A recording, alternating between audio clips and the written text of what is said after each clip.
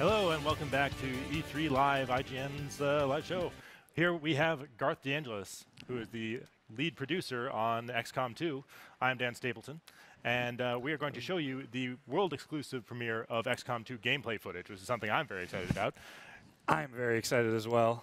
I'm bursting at the seams right now because, yeah, this is the first time we get to show it, and we are super excited to be able to show it with you, Dan. So really quick, what are we going to see? So what we're going to see, and for anyone that may have missed, XCOM 2 is the sequel to XCOM Enemy Unknown. We're in a new world where XCOM failed in Enemy Unknown. We really wanted to build off of the premise that EU being about consequences and loss, we wanted to take that and run with it. So what if XCOM, in all the stories in the players' playthroughs and in their heads where they didn't get to a certain point and they lost, which happened a lot in playthroughs, happened to a lot of our developers actually, if they lost, what would have happened? What would that story be? And we thought that was a pretty compelling narrative to start XCOM 2 at, because the game is all about having the odds stacked against you and then triumphing. So what we wanted to show you today was this very important inciting incident where XCOM, for the past 20 years, they have been underground. They've been scattered. They have no organization. They don't have scientists and engineers building things, but there is a small pulse of life. And finally, it's time to emerge from the shadows and strike back at the heart of the alien occupiers that have taken over Earth since Enemy Unknown. So the aliens have built these big megacities, these big city centers, and the demo that we're going to show you today takes place on Unification Day. Unification Day is an alien-created holiday. You know, they saw that we took to things like Memorial Day and Independence Day, and they said, you know, we're your saviors. We're gonna have this day once a year, so you can commemorate how we have. Their evil hallmark. That's yes, evil hallmark. How they have cured disease. There's no more theft or crime, and the front that they have for that is the Advent administration. So you'll see with the opening of this demo that they're here to commemorate Unification Day, and you'll see XCOM emerge from the shadows. All right, let's see it.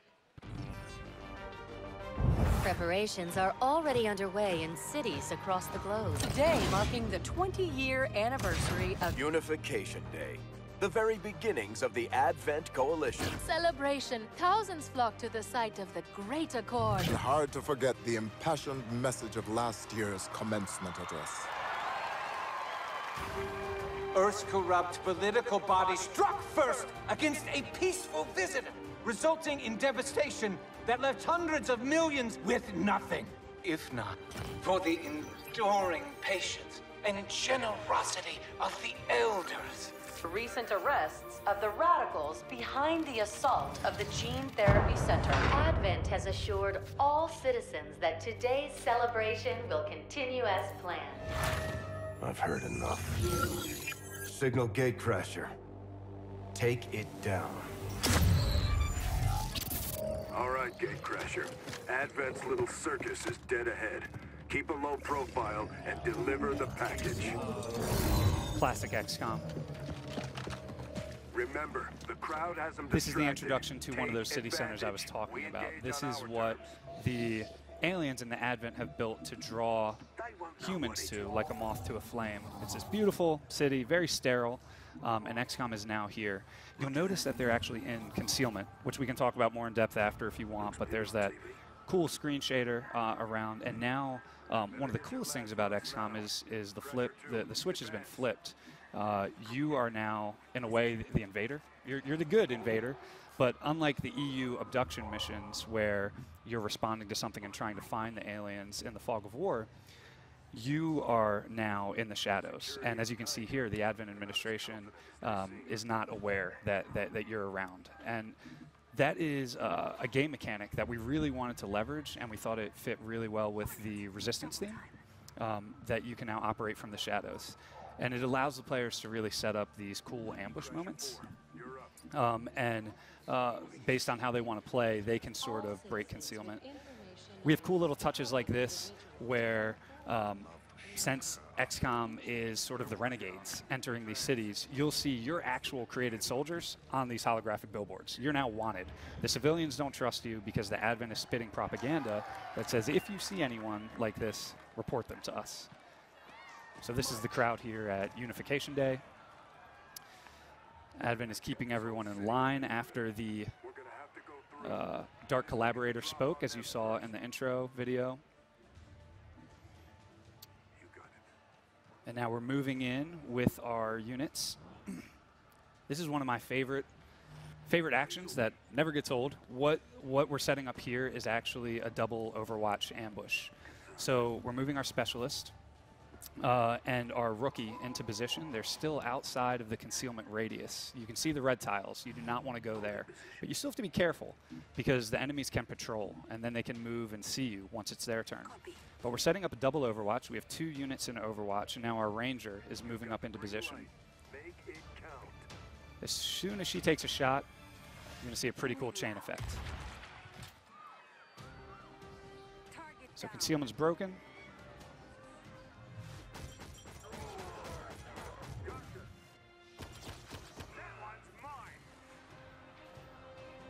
And we had executed a nice double Overwatch flawlessly. But now the enemy knows where your squad is. So we're going to send our second rookie forward. She is going to deliver the package. And one of the really cool things about XCOM is that these maps are completely procedural.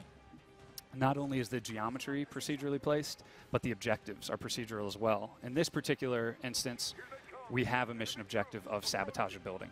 So that's what we're looking to do, and Central is giving us the information about how to do that. Now it is the aliens' turn. Destruction is back and is more. There's more destruction than ever.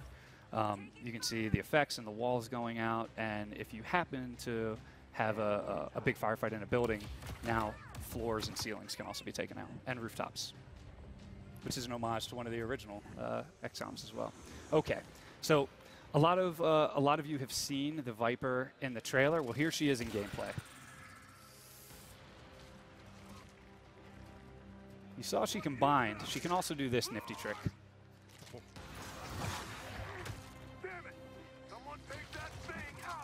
So we see an alien, that is bad news for reasons like that. But luckily, the player has some new tools up their sleeve as well. This is one of the new classes, the Ranger. And because you have scarce resources, XCOM is taking new methods into their own hands, such as melee. And she has this really awesome machete sword. As you can see, you can take it directly to the alien when needs call for it. And we have a classic XCOM moment here. 3 Advent by a car.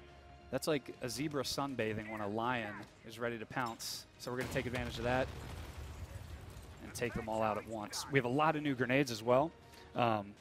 Acid bombs, fire bombs that have more spreading fire that the player will be able to build and take advantage of. That is another Advent unit called the Turret. It's an immobile sentry gun that goes on Overwatch once you trigger its reveal. So our rookie here is trying to deliver the package, and the turret is firing at her. Luckily, she made it through unscathed, and here she is taking care of the objective.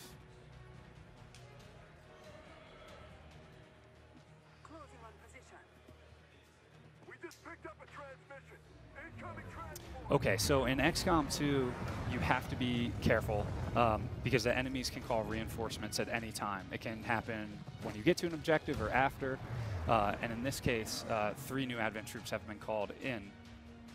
So you have to get in, strike fast, and get out of dodge.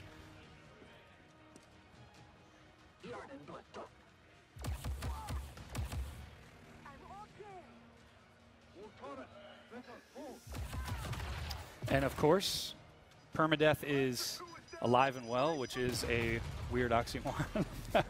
We lost one of our soldiers there, but our objective has been achieved. We've taken out the monument, which has gloriously fallen on many Advent troops.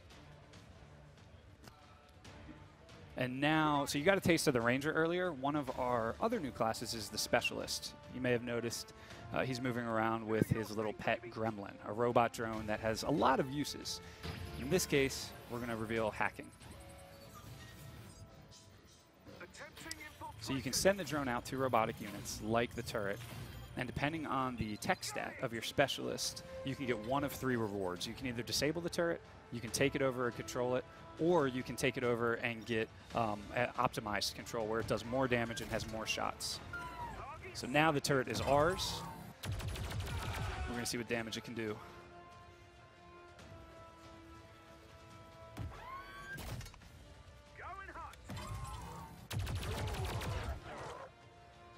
And that is just the tip of the iceberg for robotic enemies. You can really turn the tables on the aliens with future gremlin abilities as well.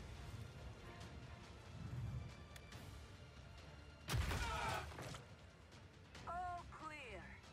Well done, Gatecrasher. We just put Advent on notice. All right, looks like we may be in the clear. What the hell is that? You can't take That is the evolved Berserker. You may have remembered the Berserker, a pretty dangerous melee unit from Enemy Unknown, accompanied by Advent mechs, which is another Advent type. We have a lot of different Advent variations beyond the Trooper and the Captain that we've shown. And the mechs here do not need to take cover. Heavily armored, heavy firepower.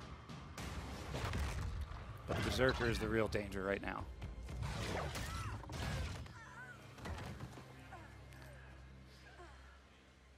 Crasher 3, respond! Damn it, she's Okay, out cold. so another new feature in XCOM 2 is you now can save either your critically wounded or dead soldiers from the battlefield, where you literally have to pick them up so you can get their gear. No more of getting that powered armor or that plasma rifle from Enemy Unknown just by winning the mission. You actually have to take them back. We've set an evac zone, which is now user-placed, depending on the procedural mission objective type that you get. And what that does is that calls the Sky Ranger. Once you get your units in that evac zone, the Sky Ranger comes for you.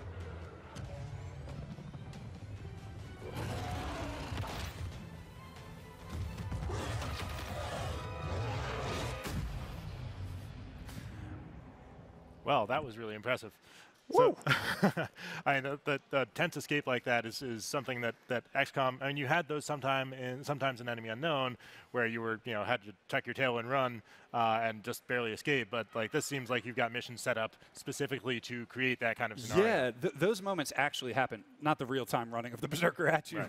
but those moments do happen where you are planning a methodical escape and you're overwhelmed at the end. And so you have to make the most decisive moves and turns to get your units out alive. And when it's even exasperated when you have someone over your shoulder and you're like, we got to get both of our butts out of Dodge. How are we going to do this? There's no way we can fend these groups off. It's a really cool new mechanic. So there's like a whole bunch of stuff we could go over in this trailer, but a couple of things I want to like calm some people who are probably freaking out right now because when those Advent reinforcements showed up, Yes. They got a free shot at you. That does not actually happen in the game, right? That was for expedient demoing. Well, all right. I was going to say a bad joke, but you're right. I do not want to freak out anyone watching right now. That does not actually happen.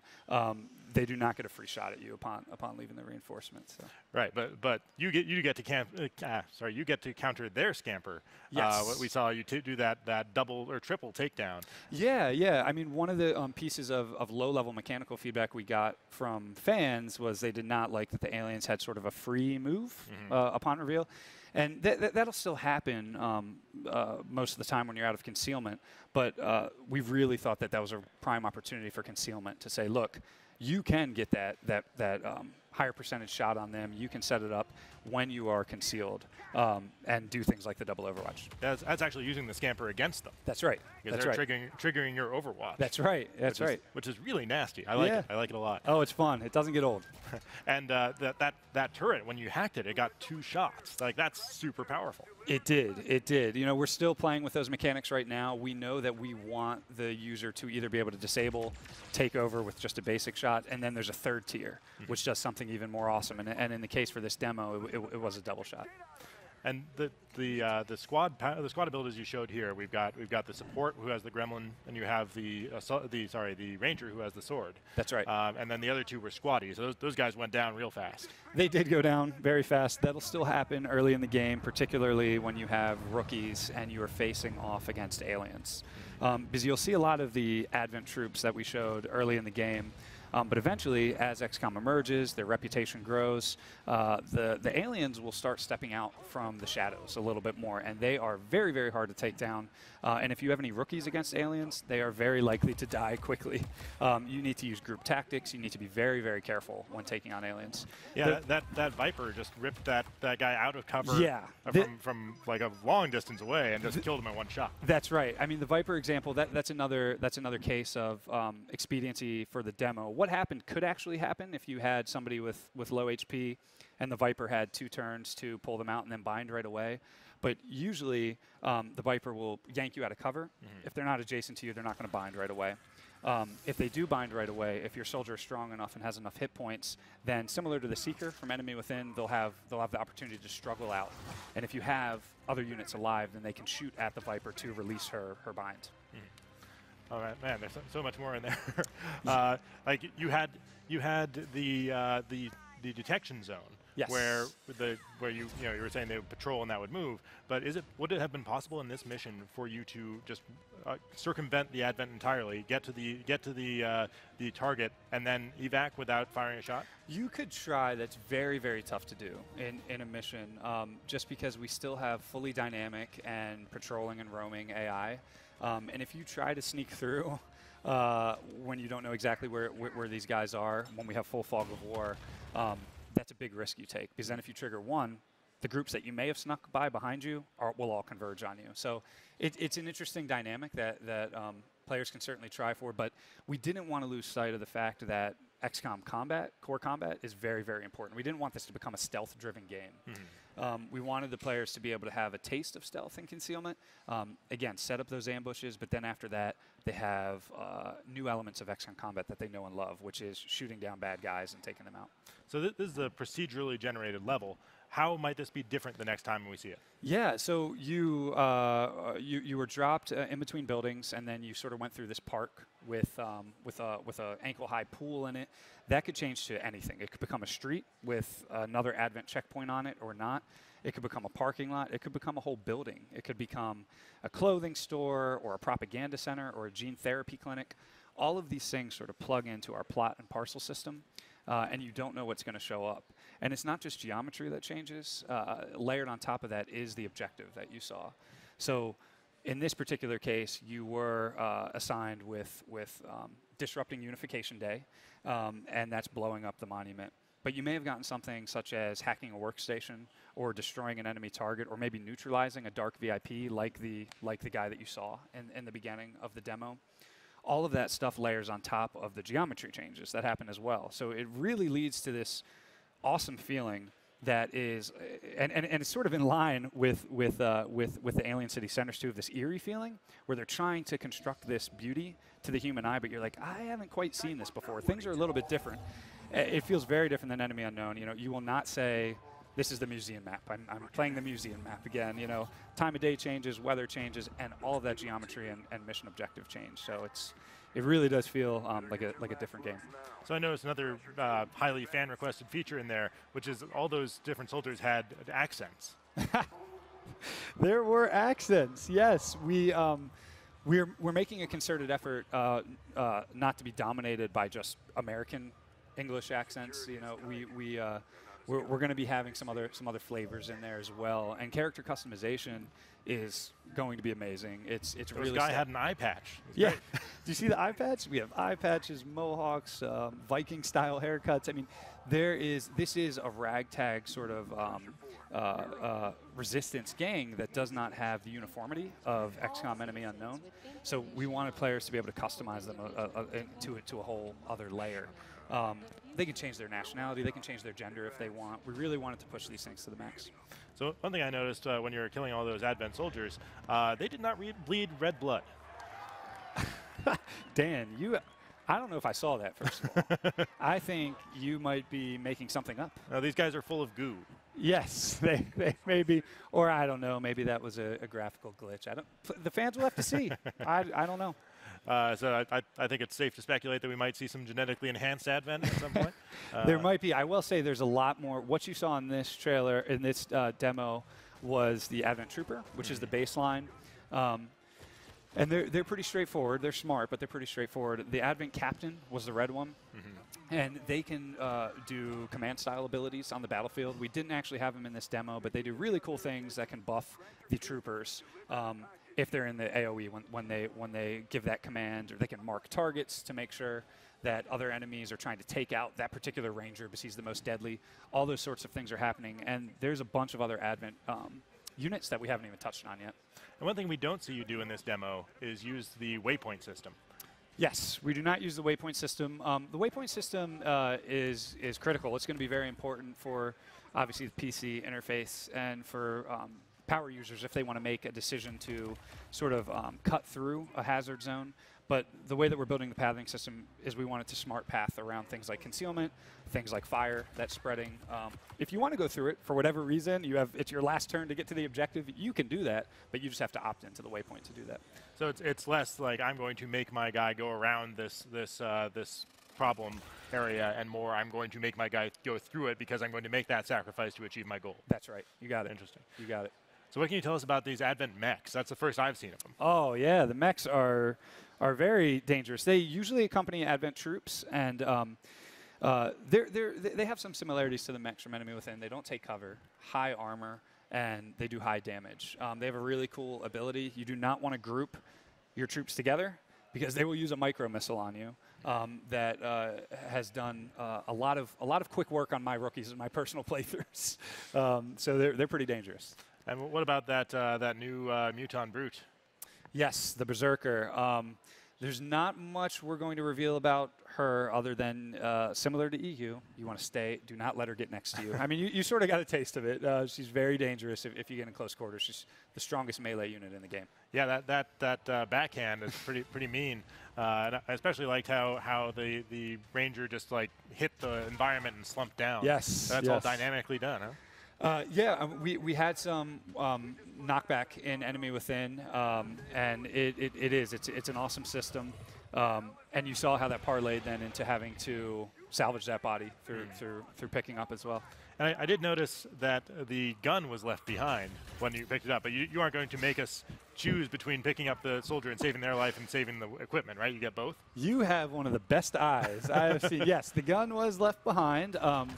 But, however, you do get the gear when you pick up the body. You get the armor, you get the gun, you get the items. That's part of the package of bringing back the soldier and sort of the feel of it's not just an aesthetic thing. Right. You're also potentially saving them if they're critically wounded, and you also get their awesome gear to then pass on to another soldier. That's sort of the even token. if they die. That's right. That's right. Otherwise, they get to keep it. Yes.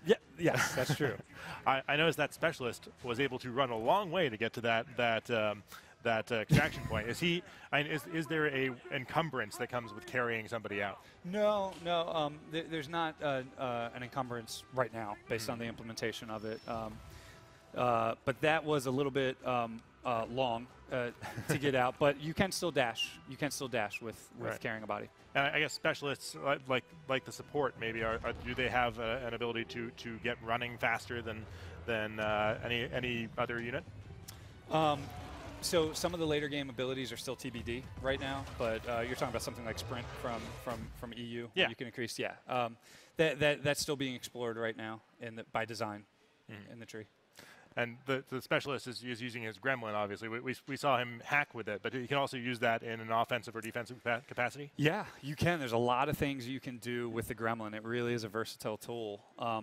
The most exciting thing you can do with it is hack, and there's multiple layers of hacking as well, not just on the turret and not just in the rewards, but what type of units you can hack, which is really exciting. You could probably hack one of those mechs, for example. Maybe you can. But then they can also do things with the objective, if it makes sense. If it's a hack objective, like you said, they can buff units very much like in a support role. And the gremlins can get a little on the offensive if they want to as well, as you saw in the trailer. Yeah. That's right. So we saw in this we didn't see the sectoid in this. No, the sectoid was just pulling the strings on this response right now. The sectoid is pretty deadly. One of the abilities you told us about earlier, Psi Reanimate. Yes. Like that's terrifying. That they can revive a dead XCOM soldier or a dead alien to fight again. Yes, Reanimate is terrifying. It is absolutely terrifying. And as an aside, this was obviously designed a long time ago. When we saw the Game of Thrones White Walker reanimate, we were like, that is our sectoid. And it is that feel when you're in there and you see this sectoid raise multiple size zombies. It is quite terrifying. But there's a little bit of a puzzle of how you can counter that, but we'll let the players play with that once they play with the sectoid. All right, well, that was XCOM 2 exclusive first footage. This is coming out in November on PC. I'm super excited. I'm excited too. November got real busy. November did get busy. But that is going to be the month of joyous gaming. I'm super excited. Yeah, I hope you guys are excited. It's gonna be a really good November, I think. Yes, it is. You might want to take the month off, Dan. I will see what I can do. So we'll be right back with much more IGN live show for E3.